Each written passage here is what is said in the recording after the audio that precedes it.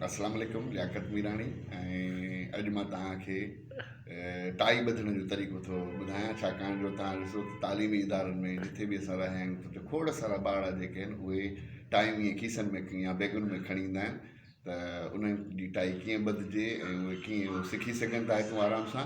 त उन हिसाब में जेको आहे पहिरियों त टाई हुजण जो जेको आहे सो टाई हुजणु ज़रूरी आहे।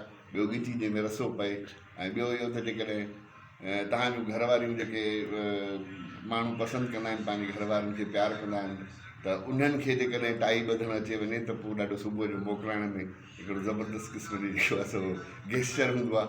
त टाई इहा आहे, पहिरियों तव्हां पंहिंजो कॉलर जेको आहे सो मथे कयो, मथे करण खां पोइ हिनखे ॾिसो त हीअ जेका टाई आहे हिन फॉर्मेट में ढलबी आहे ऐं उन खां पोइ पंहिंजे ॻिचीअ में जेको आहे हीअं त नंढो छेड़ो जेको आहे सो लेफ्ट में, वॾो जेको आहे सो ड्रैग में जेका हूंदी उहा राइट साइड में हूंदी।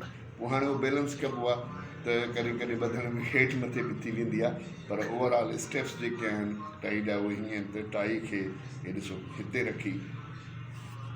रखी पोइ उन खां पोइ जेको आहे सो हिनखे हेठां हे जेको विच में नज़र थो अचे उन खां हिनखे कढो, हे निकिरी वई त हेॾां हीअ जेका नंढी पुछड़ी बचियल आहे उनखे रखी पोइ वरी टाई खे हीअं जेको आहे सो फेराए वरी उन ई होल मां अंदरि टपायोसि।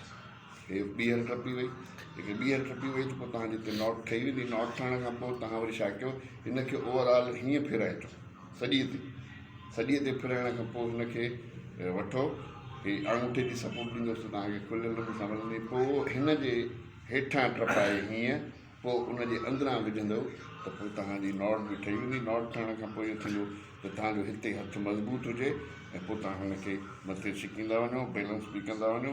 पोइ जीअं जेको आहे तव्हांजी आराम सां नॉट ठही वेंदी। पोइ तव्हां हिनखे छिके ऐं जेको आहे सो आराम सां हिनखे नॉट बि ठही वई आहे। पोइ तव्हां पंहिंजो कॉलर जेको आहे सो हुनखे फिट कंदो त होपफुली मां सम्झां थो त टाई जेका आहे सा कंप्लीट फॉर्मेट में अची वई आहे ऐं उनखे जेको पंहिंजी मर्ज़ी सां उहो मथे छिकियो थो। तालीम सिर्फ़ु किताबनि जी न आहे, हीअ बि तालीम आहे, हीअ बि तरबियत आहे ऐं मां सम्झां थो त जेको आहे हिकु बहितर एजुकेशन आहे त ॿारनि खे एडवांस टाई ॿधणु सेखारिजे त जीअं हू सिखनि ऐं ॿियनि खे बि सेखारनि। त होपफुली मां तव्हांखे रिक्वेस्ट कंदुसि त प्लीज़ मुंहिंजे चैनल खे सब्सक्राइब कयो। God bless U, thank U very much. सलाम।